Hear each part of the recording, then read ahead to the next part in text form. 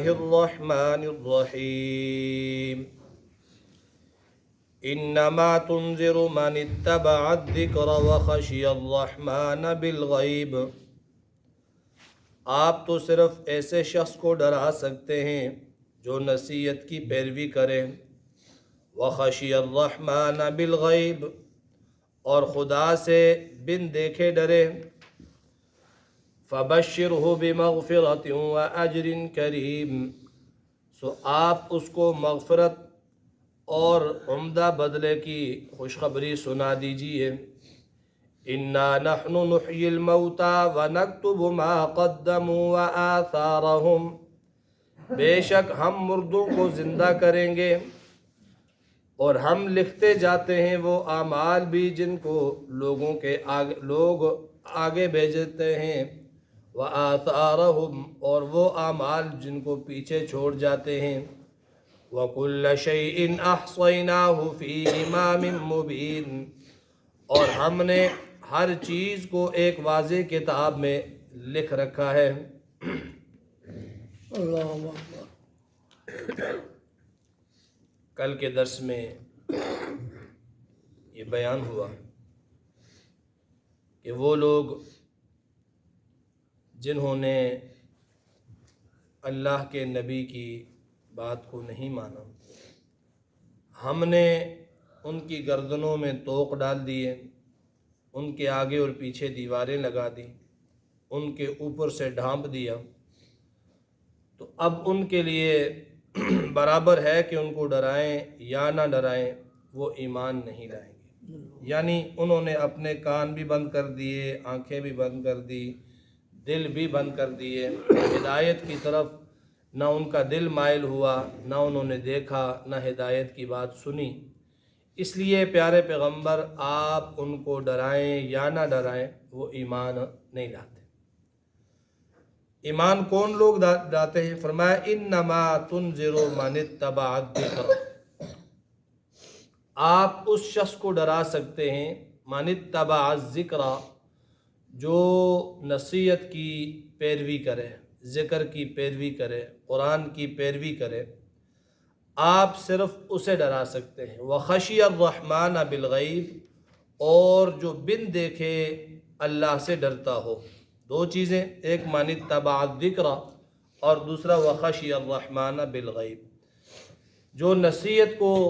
مانے، نصیحت سنے، نصیحت کی پیروی کرے، اور دوسرا اس کے دل میں خوف خدا بھی ہو، تو اس پر آپ کی نصیحت کا اثر ہوگا، آپ کی تبلیغ کا اثر ہوگا۔ اور جس نے نصیحت کی پیروی ہی نہیں کی اور جو خدا کا ڈر دل میں رکھتا ہی نہیں ہے، تو آپ جتنا مرضی اسے ڈرائیں، وہ ایمان نہیں لاتا۔ تو من اتبع الذکر، نصیحت کی پیروی کرنا، نصیحت کو ماننا، نصیحت کو سننا،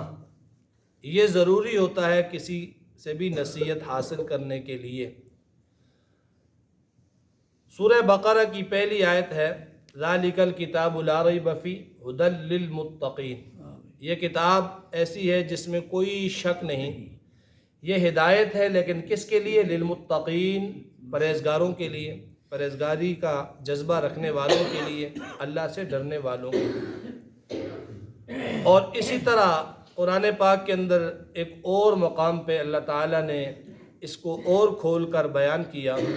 کہ اس میں نصیحت ہے، نصیحت حاصل کرنے والوں کے لیے ہے، جو نصیحت حاصل کرنے کا جذبہ رکھتے ہیں، جو نصیحت حاصل کرتے ہیں، ان کے لیے نصیحت ہے۔ اور جنہوں نے اس طرف نظر ہی نہیں کرنی، جنہوں نے اسے ماننا ہی نہیں ہے، جنہوں نے اپنے دلوں پر غلاف چڑھائے ہوئے ہیں، تو آپ جتنا مرضی ان کو ڈرائیں، ان پر اس کا کوئی اثر نہیں ہوگا۔ بالکل اسی طرح کہ اگر آپ ظرف سیدھا رکھتے ہیں اور توجہ اور سوچ سیدھی رکھتے ہیں، تو کوئی نہ کوئی کلمہ، کوئی نہ کوئی جملہ، کوئی نہ کوئی لفظ، کوئی نہ کوئی نصیحت آپ کے کانوں میں پڑی تو کبھی نہ کبھی دل میں اتر جاتی ہے، کیونکہ دل کا جو ظرف ہے، جو برتن ہے، وہ سیدھا رکھا ہوا ہے۔ اور اگر برتن ہی الٹا رکھ دیں، آپ ایک बाहर एक बर्तन सीधा करके रख दें और आसमान से बरसने वाली बारिश का एक एक कतरा उसमें आएगा तो एक वक्त आएगा वो बर्तन भर जाएगा। लेकिन अगर उसी बर्तन को उल्टा करके आप किसी परनाले के नीचे रख देते हैं जहाँ बहुत ज़्यादा पानी आता है तो उल्टे बर्तन के अंदर एक कतरा पानी भी नहीं आएगा। यही मिसाल है अल्लाह की तरफ से मिलने वाली हिदायत की, नसीहत की। अगर दिल का बर्तन सही है, अगर आँखें, ज़बान और कान सलामत है तो किसी न किसी वक़्त वो नसीहत असर कर जाती है। लेकिन अगर ये सारे बंद कर दिए तो फिर कोई फ़ायदा नहीं। फरमाया इन्नमा तुनज़िरु मन इत्तबा ज़िक्र, आप उसको डरा सकते हैं जो नसीहत की पैरवी करे, जो नसीहत पर चलने का जज्बा रखे। व खशियर रहमान बिल गैब, और अल्लाह ताला को बिन देखे उसे डरे। अल्लाह को किसी ने नहीं देखा, अल्लाह ज़ात ही वो है कि जो इंसानी बसारत के अंदर आने वाली ही नहीं है, इंसान उसे देख नहीं सकता, लेकिन अल्लाह को मानना है, बिन देखे उस पर ईमान लाना। फ़बश्शिरहु बिमग़फ़िरतिन व अज्रिन करीम, सो आप उसकी मग़फ़रत और अज्रिन करीम, बेहतरीन अजर, सवाब, बदला, एवज़ की खुशखबरी आप उसे सुना दीजिए। दो सिफ़तों वाले शख्स को, एक जो नसीहत की पैरवी करे और दूसरा वो जो अल्लाह से डरे, उसके लिए मग़फ़िरत की खुशखबरी ए प्यारे पैगम्बर आप अपनी ज़बान मुबारक से सुना दीजिए कि ऐसे शख्स को ज़रूर अल्लाह ताला मुआफ़ करेंगे।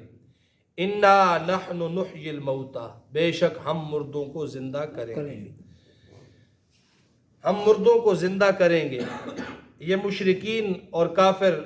जो ये कहते हैं मरने के बाद दोबारा ज़िंदा नहीं होना, तो अल्लाह फरमाते हैं कि ये सब झूठ बोलते हैं। इन्ना नहनु नुह्यिल मौता, मरने के बाद हम ज़रूर उन मुर्दों को ज़िंदा करेंगे, और सिर्फ ज़िंदा नहीं करेंगे, व नक्तुबु मा क़द्दमू व आसारहुम,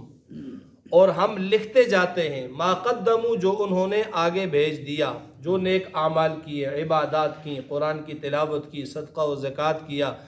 और दीनी कामों के अंदर लगा रहा, जो आगे भेजता है वो भी हम लिखते हैं। व आसारहुम, और जो पीछे छोड़ते हैं हम उसे भी लिखते हैं। आसार असल में असर की जमा है, और असर कहते हैं कदम के निशान को। जब बंदा चलता है तो पीछे उसके निशानात कदम रह जाते हैं, तो उसे असर कहा जाता है। तो फरमाया जो आगे उसने भेजा हम उसे भी लिखते हैं, और जो उसके निशानात कदम हैं हम उसे भी लिखते हैं। अगर इससे निशानात कदम ही मुराद लिए जाए कि पाँव के निशानात, तो पाँव जहाँ भी नेकी की तरफ चल कर जाता है तो ये हर कदम उसका लिखा जाता है, ज़रूर लिखा जाता है। हदीस पाक के अंदर आता है कि जब मस्जिद नबवी के आसपास कुछ मकान खाली हुए तो कबीला बनु सलमा ये मस्जिद नबवी से दूर थे, तो उन्होंने ये इरादा किया कि मस्जिद नबवी के करीब हम मुंतकिल हो जाएं ताकि इबादत में ज़्यादा से ज़्यादा वक़्त खर्च हो और जल्दी मस्जिद में पहुंच जाएं। तो इस नीयत से बनु सलमा के लोगों ने ये इरादा किया कि मस्जिद के करीब हम जगह लें, मस्जिद के करीब हम घर ले लें, वहाँ पर मुंतकिल हो जाएं।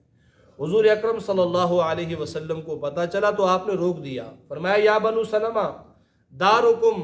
तुक्तबु आसारुकुम, ए बनी सलमा अपने उन्हीं घरों में ठहरो, उन्हीं को लाजम पकड़ो। तुक्तबु आसारकुम, तुम जितने कदम चल के मस्जिद नबवी तक आते हो वो सारे लिखे जाते हैं। करीब आओगे तो वो ख़त्म हो जाएंगे कि करीब से जो है वो कम कदम तुम्हारे मस्जिद नबवी तक लगेंगे, दूर से चल के आते हो तो हर कदम तुम्हारा लिखा जाता है। एक तफसीर ये भी है, और इसकी जो दूसरी तफसीर जो ज़्यादा राजे तफसीर है वो ये है कि इंसान के मरने के बाद इंसान के जितने निशानात हैं, जितने आसार हैं, जो कुछ उसने पीछे छोड़ा है वो लिखा जाता है। इंसान मर गया, दुनिया में वो अच्छे काम करके मरा और दुनिया में लोग इसके अच्छे कामों से मुस्तफ़ीद होते हैं, दुनिया में लोग इसके अच्छे काम को अपने लिए एक काबिल तक़लीद मिसाल बनाते हैं। ये मर गया तो पीछे इसने जितने अच्छे काम छोड़े इसका सवाब लिखा ही जाता है, लिखा ही जाता है, ता क़यामत लिखा जाता है। اسی لیے حدیث پاک کے اندر آتا ہے، نبی اکرم صلی اللہ علیہ وسلم نے فرمایا کہ جو آدمی کوئی اچھا طریقہ جاری کر کے جاتا ہے اپنے مرنے کے بعد کے لیے، اچھا طریقہ اس نے جاری کیا، مثال کے طور پر اس نے مسجد بنا دی، اس نے مدرسہ بنا دیا، اس نے قرآن پاک خود پڑھا اور آگے لوگوں کو پڑھایا، اس نے بیان کے ذریعے سے لوگوں کو ہدایت کی طرف بلایا، وہ خود چلا گیا، اب پیچھے جو اس نے طریقہ جاری کیا تھا اس کی بات پر، اس کی مسجد میں، اس کی بنائی ہوئی مسجد میں، اس کے بنائے ہوئے راستے پہ جتنے لوگ تا قیامت چلیں گے اس کا ثواب اس کو پہنچتا رہے گا۔ اور حدیث کے اندر آتا ہے، اسی حدیث کا اگلا حصہ ہے کہ جس نے برا طریقہ جاری کیا، غلط طریقہ جاری کیا، وہ مر گیا، تو مرنے کے بعد اس برائی کے اندر قیامت تک جتنے بھی لوگ اس پر چل کر برائی میں مبتلا ہوں گے تو اس کا عذاب اس کو مرنے کے بعد بھی لکھا جاتا رہے گا۔ اس لیے انسان کو اپنے پیچھے اگر کچھ چھوڑنا ہے تو وہ اچھی چیز چھوڑنی چاہیے، وہ ایسا طریقہ چھوڑنا چاہیے جو کل قبر میں بھی جا کر اس کے لیے راحت کا سامان بنے۔ ایسا ہرگز نہیں جاری کرنا چاہیے کہ یہ چلا جائے اور پیچھے جو ہے نا وہ اس کے مرنے کے بعد بھی اس کی بدعملی ختم نہ ہو، لوگ اس کی برے طریقے پر چلتے رہیں گے تو اس کو گناہ ملتا رہے گا۔ حدیث پاک کے اندر آتا ہے، اذا مات ابن آدم انقطع عملہ الا من ثلاث، آدمی مر جاتا ہے اس کے سارے عمل منقطع ہو جاتے ہیں، ختم ہو جاتے ہیں، الا من ثلاث، مگر 3 اعمال ایسے ہیں، اور ایک حدیث میں 4 کا ذکر ہے، وہ ایسے ہیں کہ اس کے مرنے کے بعد بھی ختم نہیں ہوتے، اور اس کے لیے وہ نامہ اعمال میں نیکیوں میں اضافے کا سبب بنتے رہتے ہیں۔ فرمایا ایک وہ صدقۃ جاریۃ، جو اس نے صدقہ جاریہ کر دیا تو اس کے مرنے کے بعد بھی اس کا ثواب چل رہا ہے، اس نے کنواں کھدوا دیا اپنے پیسوں سے لوگوں کی راحت کے لیے، اس نے مسجد بنا دی، اس نے رستہ بنا دیا، اس نے کوئی بھی ایسا سائبان بنا دیا جہاں مسافر آ کر بیٹھتے ہیں، کوئی بھی ایسا طریقہ اس نے جاری کر دیا تو مرنے کے بعد بھی اس کا ثواب اس کو ملتا رہے گا۔ اور فرمایا کہ پھر اس کے بعد دوسرا وہ شخص کہ جس کی اولاد نیک ہے، جس نے اپنی اولاد کو دین پر لگایا، یہ فوت ہو گیا، پیچھے اولاد کی اولاد جتنی بھی نسلیں اس کی دین پر چلتی رہیں گی اس کو ثواب اس کا ملتا رہے گا۔ تیسرا وہ شخص جس نے قرآن پاک پڑھایا، قرآن پاک سمجھایا لوگوں کو، یہ چلا گیا اور اس کے پڑھائے ہوئے قرآن پاک کو پیچھے لوگ پڑھتے رہے، سمجھتے رہے تو اس کو ثواب اس کا ملتا رہے گا۔ تو فرمایا کہ انا نحن نحیی الموتى، ہم ضرور مردوں کو زندہ کریں گے،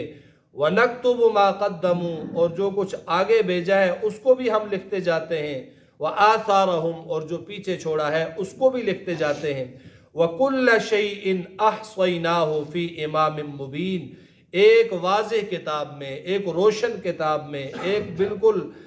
بدیہی کتاب میں ہم اس کی ہر چیز کو لکھ رہے ہیں، اور وہ کتاب کون سی ہے؟ وہ انسان کا نامہ اعمال ہے، اس میں لکھا جائے گا۔ قرآن پاک کے اندر دوسرے مقام پہ آتا ہے کہ جب نامہ اعمال لوگوں کو دے دیے جائیں گے قیامت کے دن، نیکوں کو بھی بروں کو بھی، تو اس وقت جب اعمال نامہ کھول کر دیکھیں گے تو سب حیران رہ جائیں گے اور تعجب سے کہیں گے، ما لہذا الکتاب، یہ کیسی کتاب ہے، لا یغادر صغیرۃ ولا کبیرہ الا احصاها، اس نے نہ کوئی چھوٹا کام چھوڑا نہ بڑا چھوڑا، سب کا سب شمار کر دیا۔ تو ہر نیک عمل بھی لکھا جاتا ہے، ہر برا عمل بھی لکھا جاتا ہے، اور اللہ کی اس دی ہوئی اس کتاب کے اندر، اس نامہ اعمال کے اندر وہ محفوظ ہو رہا ہے۔ کل قیامت کے دن اچھائی کی تو وہ بھی پا لیں گے، برائی کی تو وہ بھی سامنے آ جائیں گے۔